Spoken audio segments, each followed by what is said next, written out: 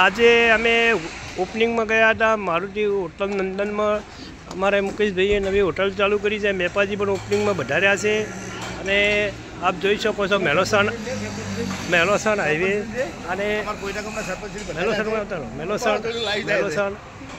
મેલોસણ અમે ગયા છો તો તમામ મિત્રો સાથે મળી બધા ભાઈઓ સાથ સહકાર આપી અને અમે સારું ઓપનિંગ કર્યું છે।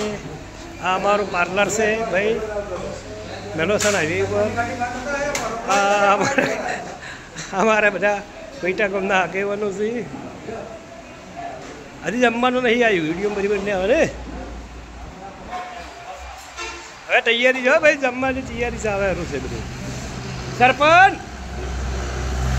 હા અમારે શિવાજી સરપંચ મને મન નહીં થોડોક આગળ છે હોટલ હે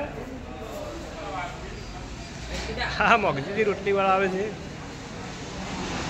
એ મુકાઈ આ અમારું અંદર કિચન છે। આવી દો ભાઈ મુકાઈ આમાં તમે આટલા પકડીને ભરો ભાઈ 2 મિનિટ હું આવો ને આટલા તમે હેઠે આવજો।